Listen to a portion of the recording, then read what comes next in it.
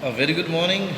I am Dr. Shovik Chatterjee, head of the Department of Juridical Sciences, GIS University. This is my lecture with respect to Indian Penal Code. And I have just given an example why codification law had made life easy for the litigants.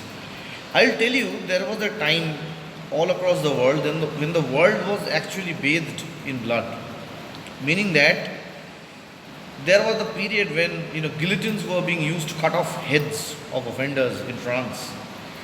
Part of the world they had very harsh punishments, death sentences everywhere.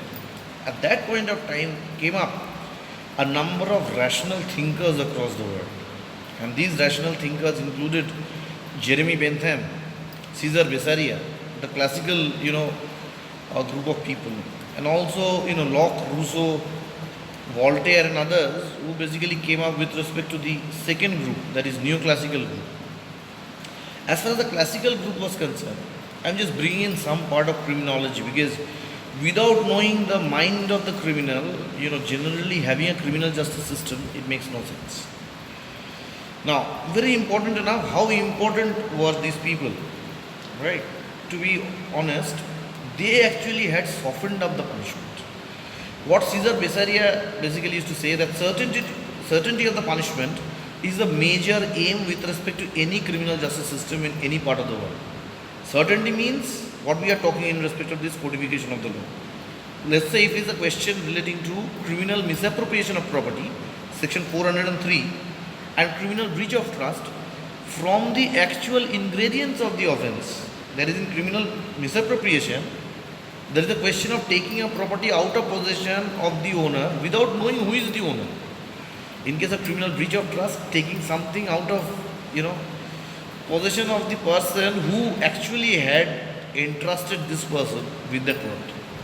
So in the second case, in criminal breach of trust, section 405, already the lawyer and the judge basically knows that who is the owner.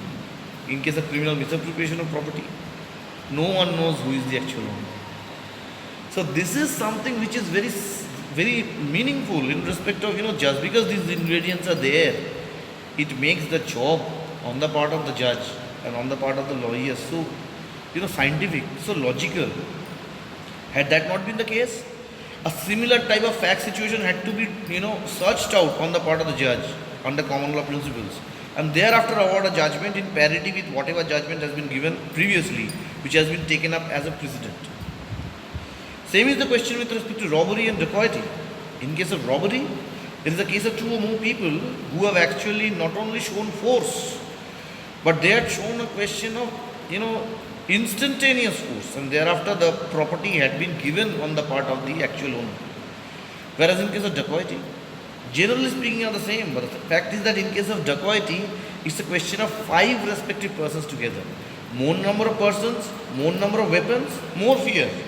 And if the dacoity had finally led to actually killing of the person, the punishment can even go up to the question of death sentence. There is only one, tagline that higher is the punishment, greater is the burden of proof in criminal cases. Because obviously India is a, adversarial country.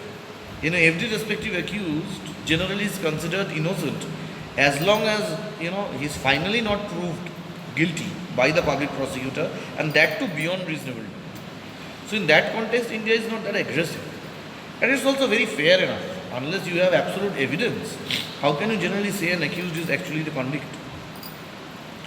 Now it's question time. The question to all of you is, as far as codification of law is concerned, it has made generally all respective punishments and all respective definition of, different offences very, very logical. The question to all of you is, then do you think that in the common law countries where case precedent oriented system prevails, the judgments of previous cases in similar fact situations, how good are they and how beneficial are they? Use up any of the sources for writing down your answers. You can use up the source of Ratanlal Dhirajlal, you can use up the source of Justice K.D. Gaur, you can use up Chandrasekhar Pillai's book, you can use up my book, Dr. Shovik Chatterjee, Law of Crimes with an introduction to criminology, penology, victimology, Thomson Reuters, South Asia Communication. Write down your answers. I'll go ahead with my next lecture.